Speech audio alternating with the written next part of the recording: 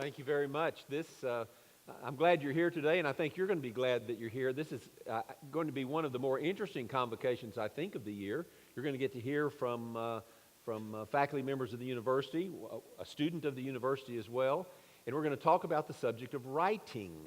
We believe that there's a lot of latent interest on the part of people who maybe you've never shared it with a friend, but you may think, someday I should write a book about that. And that's the kind of thing that every one of these folk thought at one time, and then had the opportunity by various means and the inspiration to do that. And so we want to talk about that a little bit. I'm going to ask them some questions. It's going to be sort of a panel discussion.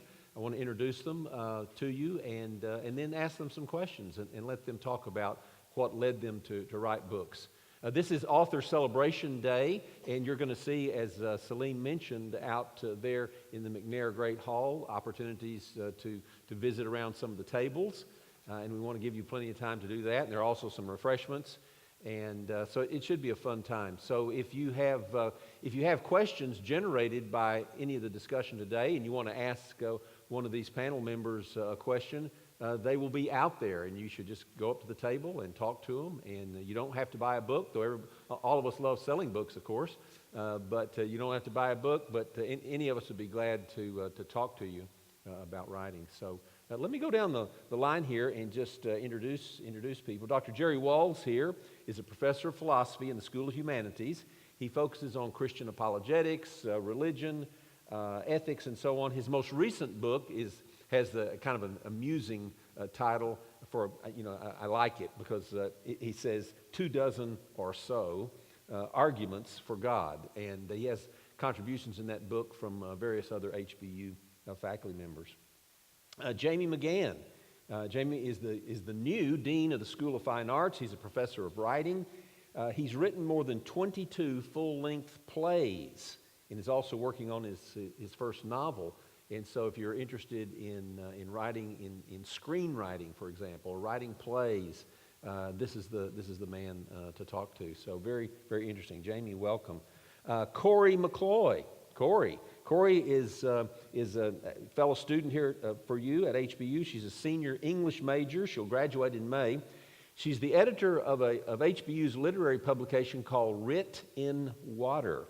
You'll see copies of that outside after convocation, and so you may want to talk to Cory about what she does. Katie Alaniz. Dr. Katie Alaniz is an assistant professor of education in the College of Education and Behavioral Sciences. She has co-authored 2 books that both deal with integrating technology into today's classrooms. Very interesting topic and something that touches all of her. She's very engaging. I heard her give a TED talk here a few months ago, and a very wonderful and engaging person, so you'll enjoy visiting with her. And Dr. Bridget Jenkins. Dr. Jenkins is an adjunct professor of nursing. She's a registered nurse. She serves as a member at large for the National Organization for Nurses with Disabilities. She's had a very interesting life. She writes in ways that encourage people. She's written several books about overcoming adversity and hardship. So Dr. Jenkins, thanks so much for joining the panel. And then Dr. Ben Blackwell is an associate professor of theology. He teaches and publishes in the areas of New Testament, the first centuries of Christian theology, systematic theology, Christian ethics. His most recent book is called Reading Mark, the Gospel of Mark, in Context, for which he is an editor. He's written many other things as well, so we'll enjoy hearing from all of these panelists today, and I think you'll enjoy talking to any of them if something sparks that you have an interest in. So I'm going to sit right here and look at my notes, but first I'm going to go down the line here and ask several of you. I circulated some questions to them ahead of time and asked them to sort of give their preferences as to things they might want to talk about, and mostly they're all willing to talk about any of these things. But I want to ask Gerry Walls, Katie Alaniz, and Bridget Jenkins this first question. What pushed you to work on your latest project? What sparked what you've done recently? Actually, one of my former students, Alvin Plantinga, the great Christian philosopher who taught at Notre Dame, was one of my professors, probably the leading Christian philosopher of his generation, gave this famous lecture, 24 or so Arguments for God, in which he sketched them out in brief form, but never elaborated them fully. one of my former students said, someone should take those arguments and develop each of them. Someone should do a book like that. And I said, that's a brilliant idea. Amazed no one thought of it. So he gave me the idea. That's what started it, actually, is listening to a former student. So, hey, if any of you guys got any brilliant ideas, let me know. All right. Katie, have you got a microphone there? Yeah. So what pushed you to work on your latest project? Well, I will first say that I never set out to be an author. I never imagined myself as an author. And when I think about writing, I think about Zechariah 4:10, which says, "Do not despise the small beginnings, for the Lord rejoices to see the work begin." And my work actually started out as a project for a class, and I was asked in my class to think about potential topics that I might want to write about and to develop a table of contents. And this is as I was going through my doctoral program. And so I began to develop this table of contents and then was asked to submit it to 10 different publishers to see if they might be at all interested in accepting this work and going forward with publication. And I never in a million years thought that I would become an author, and actually was praying at the time, because I was going through my doctoral program, that no one would accept the work because I didn't want to do anything extra. I was working on my dissertation at the time, and I thought, there is no possible way that I can work on another project. And lo and behold, 2 publishers actually accepted and decided that they wanted for this work to be published. And so that was truly such a blessing and such an intimidating thing at the time. But I'll just say to you that if you are even thinking at all about becoming an author, if you have small ideas, small beginnings, use those small beginnings to spark great works to the glory of the Lord, and you never know what can happen. Thank you. Dr. Jenkins. Yeah. Thank you so much. For me, my first book, Through Adversity to Triumph, was birthed through adversity. And I've always encouraged students in nursing school, or even students who are taking their prerequisites deciding to go to nursing school, that they can make it in spite of all the challenges and life challenges that we face. So I decided to write a book, and in my writing, I started asking other nurses if they would want to contribute to my book, so we can spread the good news that you can make it, you can achieve any dream that you have in spite of all the different challenges that we face. So my whole goal was to encourage people, encourage nurses, or anyone who was entering a degree program, to let them know, in spite of the challenges and hardships that you face, you can make it and you can accomplish your goal. Wonderful. Thank you. Thank all of you. So I've got another question here, and I want to start there on the end with Ben Blackwell. But I want to ask Ben and then Jamie Mcgann to respond to this, and then we may, Gerry, I'm going to come back to you, and you can respond to this same question as well. So here's the question: there are when you write a book, it very often gets reviewed by somebody, and that can mean something really positive or something pretty snarky. So do you read reviews? Here's the question for Ben and Jamie and Gerry. Do you read reviews of your writing, and how do you usually, if at all, respond to that? Yeah, that's I've published several books. So some that I single authored, and then others that are edited works. And of course, the edited works are not as emotionally tied to those, because you have the distributed responsibility. So maybe 10, 15 people contributed to that, and so if they say something bad, then you can kind of slough that off. But for the single authored monograph that I have, it's called Christosis. It's common in the humanities, particularly in religious studies, for New Testament especially, that your doctoral dissertation would be published as a book. And so, of course, the important thing to know when you publish a doctoral dissertation is really only 5 people in the whole world really care about the book, right? And so you're not going to have a wide reading audience of that. And of course, everybody, we all have these hopes, like we are going to write the book that is going to last for decades. And there are probably only 2 or 3 people in the world that happens to. Even N.T. Wright, the famous N.T. Wright, his doctoral dissertation was turned down by a publisher, and so it never got published. So all that's to say, though, is when reviews came around for my dissertation, you have invested years of that, and I would literally have to wait 2 or 3 days before I could read a review. Like, I I had to emotionally steel myself. And by God's grace, I've not had any that were scathing or even substantially critical of it. And there's always things you're like, oh gosh, that. And I had the pleasure of actually republishing or doing a revised edition of it. And so I didn't edit the large majority of the book, but in the new preface, I was able to respond and correct. There's actually a section that I had there that actually redrafted about 4 or 5 pages totally because of a comment somebody made to clarify. And so that's an uncommon ability or gift, I guess, that I was given to fix a problem that I had, because usually once it's in print, you're stuck with it. So Good. Well, my plays have been produced quite a bit across the country, and I've been reviewed a couple hundred times. And you can imagine, I have been raked over the coals, man. In fact, I had a friend across country who sent me an ice pack literally, he sent me an ice pack in the mail after being reviewed by the Chicago Tribune. So, I think I've had wonderful reviews.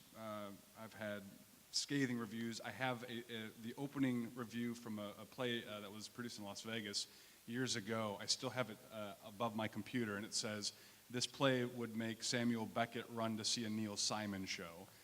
And that may not have context for y'all, but it's pretty scathing. And I keep it there as a reminder that it's okay to fail. It's okay to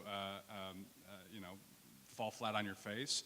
Because on the opposite side of that, there was somebody who absolutely adored that play and gave it a hugely positive review. So I try not to read them anymore. I try to kind of avoid those. Usually my family will call me, my sister or my mother, and say, "Did you read that?" And they'll get really, really angry about it on my behalf.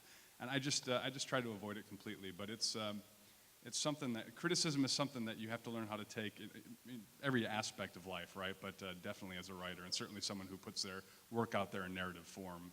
It's rough, but it's still rewarding, yeah. Well, especially, of course, playwriting. I mean, that is for public. It's meant to be performed, and so therefore you're going to be in the public eye. Yeah, yeah. Gerry, do you read reviews? I do read them, yes. I have been pretty fortunate with most of my reviews, but one thing you need to recognize is if you write about something that matters, if you make truth claims about something important, you're going to be controversial. And I write about a lot of controversial issues. I write about heaven, hell, purgatory, Calvinism, Roman Catholicism, etc. And consequently, I get some people who attack me from time to time. There are blog sites, that rail on me. I can't imagine. It's hard to believe, I know. I know. You're such a pleasant person. I understand that. They don't get it. I know. But sometimes you actually have the opportunity, you're invited to respond to reviews. So my co-author and I of the most recent book on Roman Catholicism actually wrote responses to a couple of the reviews in First Things and in the New Oxford Review. So you learn from them. You see how you could have made things clear. Sometimes they misconstrue what you say, and you realize, gosh, I didn't make that as clear as I could have, should have. So it's always good to read with an open mind and be willing to learn from it. That's good. All right, I haven't forgotten Cory. I've got something I want to ask Cory and Katie, if the two of you would respond to this question. Cory, as this particularly touches your role as an editor, I think, but more broadly, in working with other editors, co-authors, publishers, what is something you've learned when you have to, involve that many people in a project? So working with other authors, publishers, editors, what's something you've learned? I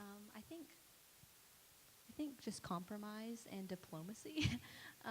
When I'm in a fiction class and there's a student, ultimately, the peer critiques that I get or the feedback that I get from my professor, I take that, but it's my own work, and I get to be the final arbiter, I guess. But as in my role with Written Water as an editor, or with Satellite, which is HBU's Arts and Faith magazine, you're working with all these different people and their visions.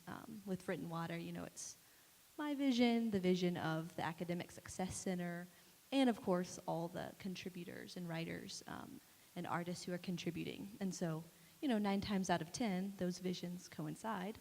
But when they don't, you just have to approach all parties with care and respect their roles and what they have contributed. So, yeah. I want to ask you a follow-up, and I apologize if I'm catching you off guard, but I think it relates to something you said. Particularly, and you mentioned fiction writing, and particularly with fiction writing, you're often advised as an author to be part of a reading group, a writing group, and people share what they've written and so on. What is but I've also heard some say, I would never join a group like that, probably for different personalities. What is your take on that? It's related to this question. Yeah, I've been in a lot of writing workshops over the last 4 years, and I really enjoy them. They're really rewarding. So if you ever get a chance to take a writing class that has a workshop component, I would really encourage it.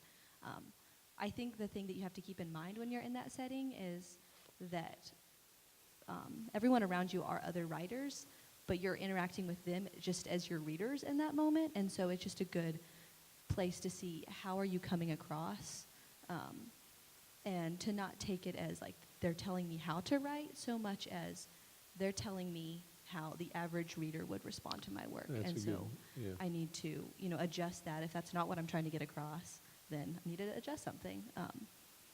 And then just ultimately, you can't please everybody. There's always going to be somebody that says, keep this line, and the next person says, I hate that line. So you can't keep both. So yeah, thanks. That's helpful. Dr. Alaniz, what about your experience? I actually really love this question because truthfully, the 2 books that I've had the pleasure of taking part in writing would be nothing without the co-authors who have written with me. And one of those co-authors is Dr. Dawn Wilson, and she's my colleague. But when I was a student here, as a master's student in the College of Education and Behavioral Sciences, she was my professor and she became my mentor. And so the book that I was speaking about, in which I was asked to write the table of contents first and submit to publishers, was actually based upon a class that I took here as a master's student at HBU, and it was a class on collegial coaching for technology integration.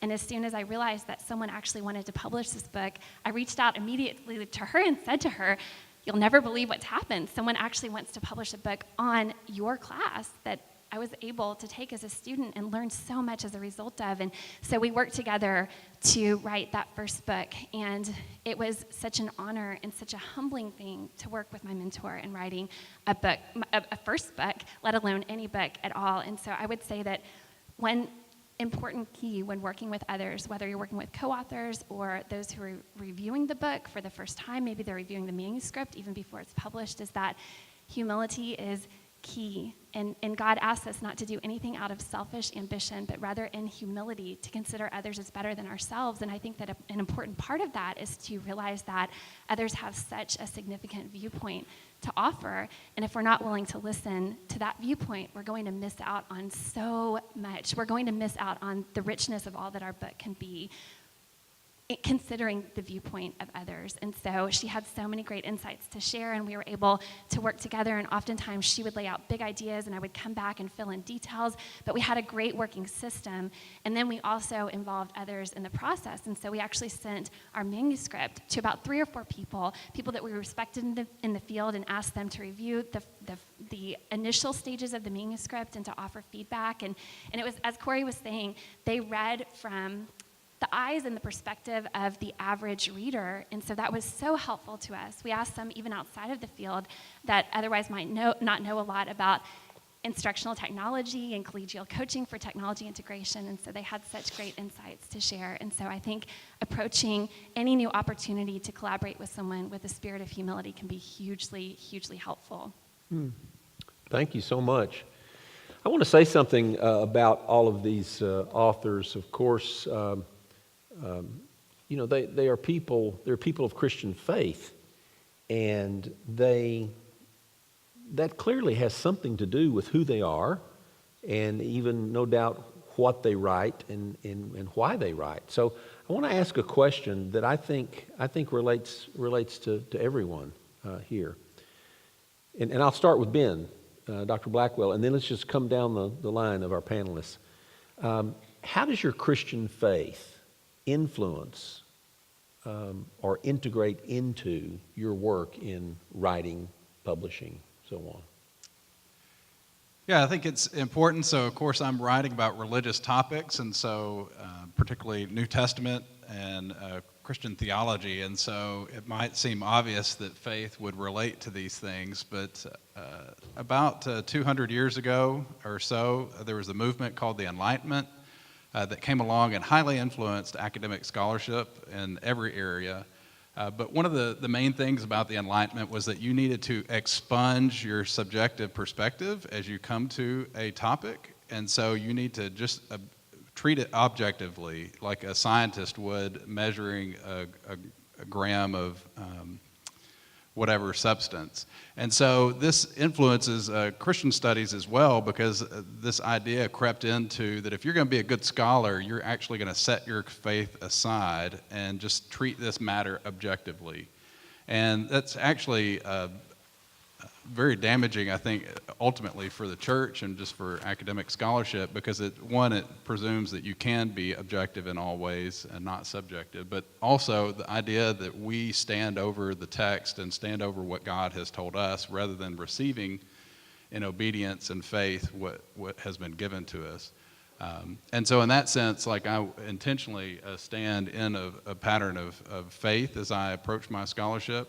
But there is something quite important here about, as a believer, doing scholarship at the highest level, in the sense of you can do sloppy scholarship that's faithful, that does not help the church. And so my goal is that as a Christian scholar to do the best so that those who are outside the church, who don't share the faith perspective of me, when they read biblical texts and read my interpretations of those, that the text itself will substantiate what I'm saying about it, and it's not just something that I'm bringing to that. Now, of course, that's an interplay, right? Because I'm not unbiased before I even come to the text, but my goal is to help those that are outside the faith perspective see the convincing evidence that true scholarship, that truth itself is unified, and so that if I come together with the best of scholarship and the best of faith, those two things cohere with one another.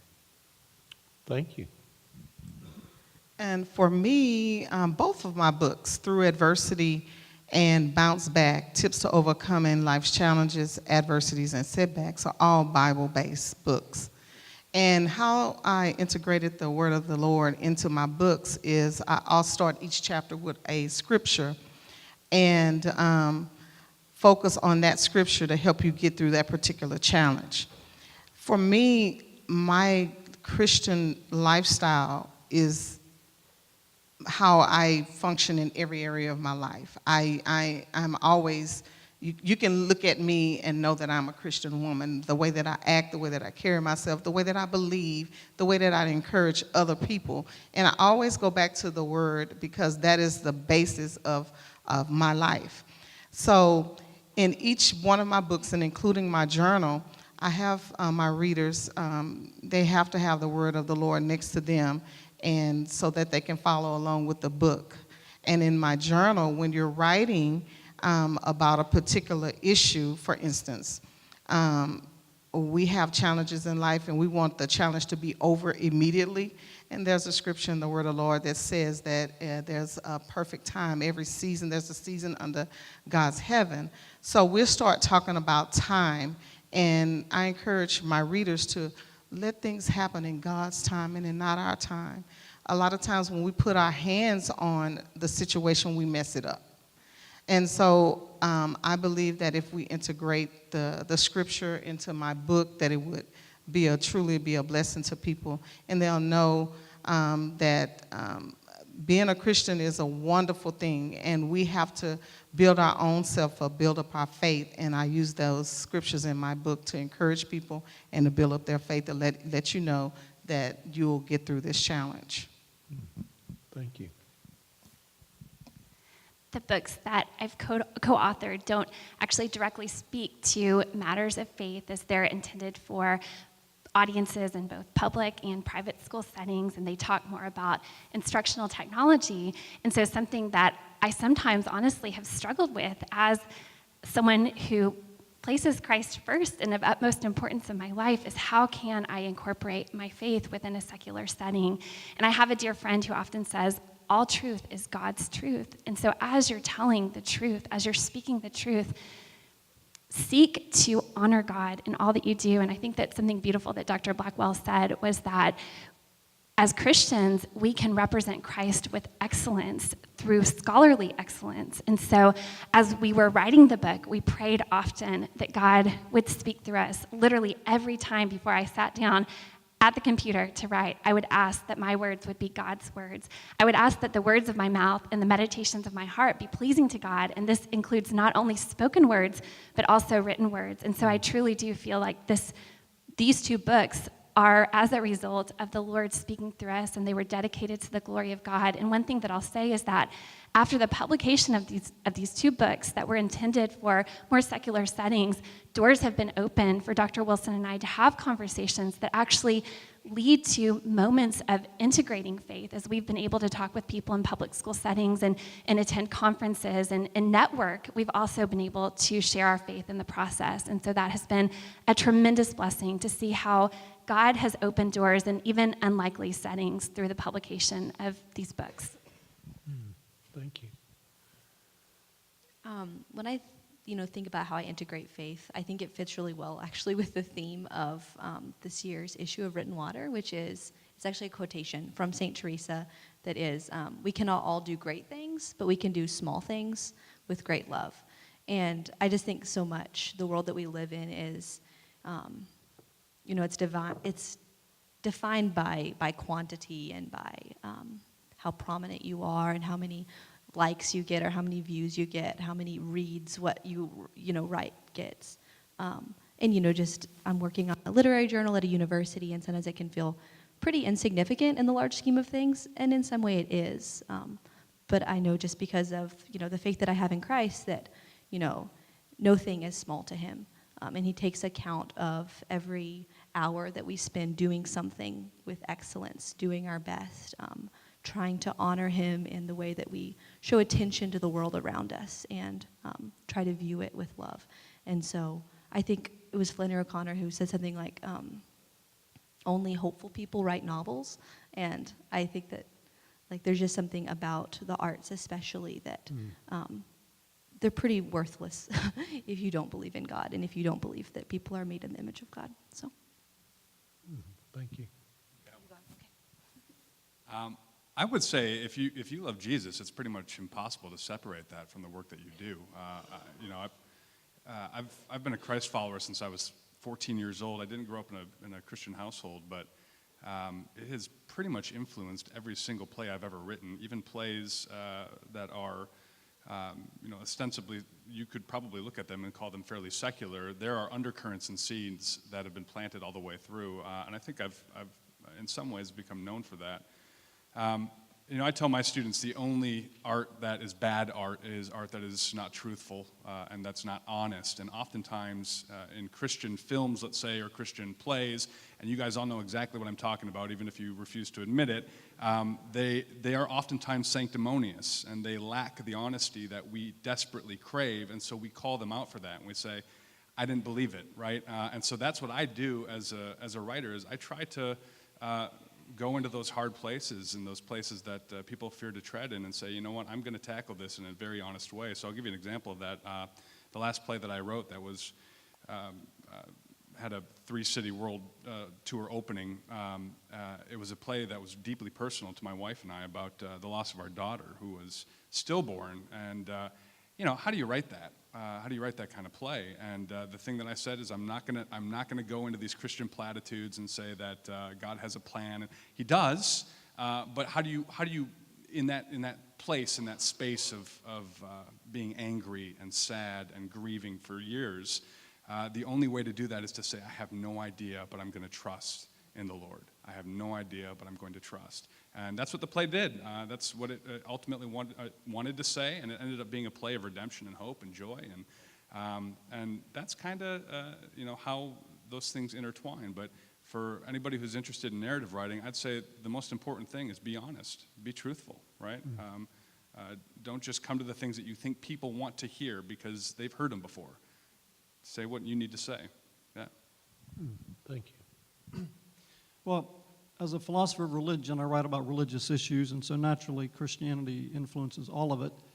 But more broadly speaking, I'm very much of the conviction that Christianity, belief in God, brings distinctively unique, powerful resources to answer difficult questions that are otherwise unanswerable. So example A, one of the big questions that is facing Western culture right now is there objective morality? Is there an objective difference between right and wrong? And if so, who says so and why? Or is morality simply subjective? What's right for me is right for me, what's right for you is right for you, and it differs radically. So one of the projects I've been working on recently with a former student, David Baggett, who teaches at Liberty University, is a series of books about the theistic foundations of morality and trying to explain how God explains why there is such thing as right and wrong.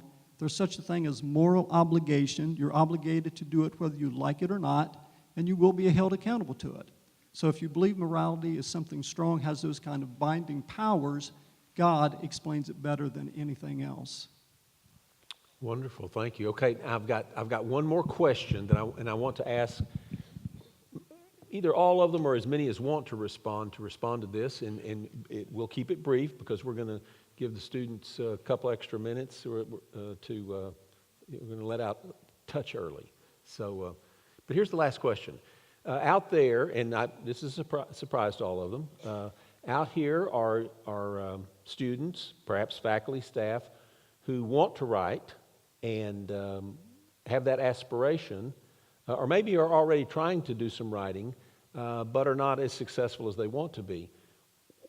Can you give, in a sentence or two or three, a really practical bit of advice, something it could be as simple as, well, I won't use up one of them, but I mean, they're just little practical things that help you do the writing you do. You see, Cory is a student, but she also has writing responsibilities as an editor, and all of these are faculty members of the university. They teach, and yet they do this writing. So it comes from it's beyond what they normally do as faithful teachers and a student. So what are some practical things that keep you motivated, keep you able to produce the written word on a page? Who would start us off? Just the easy. Okay, good. Katie and then Jamie. Yeah. I've alluded to this already, but I would say pray, pray, pray that God will give you words of wisdom to share. God promises us that if we ask him for wisdom, he will be faithful to give it. And so that would be my first encouragement. And I would also encourage you to find a mentor who is willing to invest time in helping you to grow as a writer, someone who is willing to give helpful advice, possibly an expert in the field. That will also help tremendously. So those would be my 2 words of wisdom. Awesome. Thank you. Jamie. How many athletes in the room? Raise your hands. Did you guys get really good at what you do by just waking up and being good at it? You practice, right? Write. Just keep writing. Fail miserably, write again, fail miserably again, and then eventually you'll succeed. But it's something that needs practice. Wonderful. Yes. Dr. Can you hear Jenkins, me? yes, thank Okay. you. For me, I'm like Katie here. I pray before I write, and I'm quiet. I have a lot of quiet time to listen, to hear from the Lord on what to write. But another practical thing I can say in your actual writing, if you have a tablet or iPad, they have an app called Pages in there, and there's a book outline already set up for you. If you have an idea, just write the chapter. It doesn't have to be perfect. You can perfect it later. Just write down your idea. And as you're praying, when God gives you ideas to write about or something to write, just go in there and make a note, write it in the book. And that's how Bounce Back was birthed. I journal, and actually my journal turned into a book. And so I'll just pick up the phone and I'll just speak in my notes. And before I knew it, I had a book. And all I had to do was literally copy and paste it, clean it up, and I had my book. My book was birthed. And I'm about 10 books away from being an Amazon bestseller now.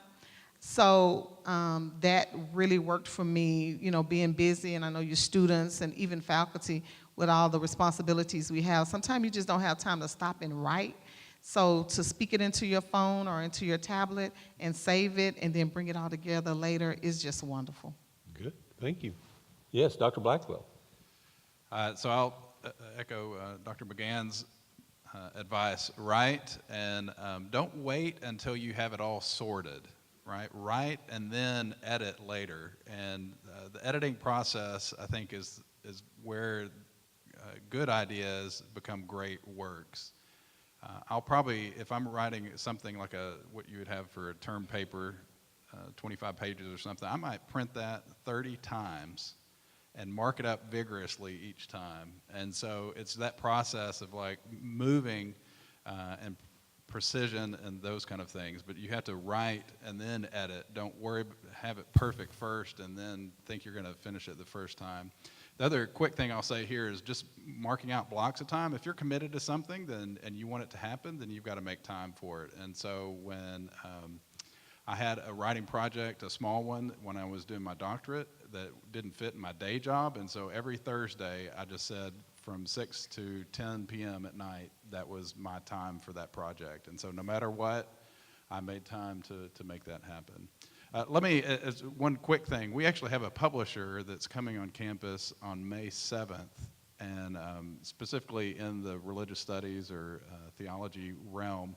If you're interested in that, Dr. Phil Talon is helping coordinate that. We're having a lunch meeting to where he's just going to talk about the process of publishing for at least that discipline. Excellent. And so again, Dr. Phil Talon is the one who's helping coordinate that, but I believe it's about around 12:30 or 1 that he's going to have just a general session for our area to talk about what does it look like to publish. And those, I think, talking to publishers is very important. I had a book that Dr. Hatchett and I are publishing right now, and we thought it would be great, actually, with this publisher that's coming, and we found out that they already had something in that space. And so we had to go to a different publisher that we're very happy with, but didn't have a book in that space. So having some sense of the competitive marketplace is also quite important as well. That's good. Jerry, you've got... Write about something that matters to you, something that your passion is stirring you to write, something that you think needs to be said that nobody else is saying. Don't write, to please other people or to try to, imitate some other writer. Write your passion, write it well. And again, passion will not carry the day all the way. But if you're not committed to it, if it doesn't matter to you deeply, it's not going to matter much to anybody. Wonderful. Thank all of you so much. Would you join me in thanking these panelists?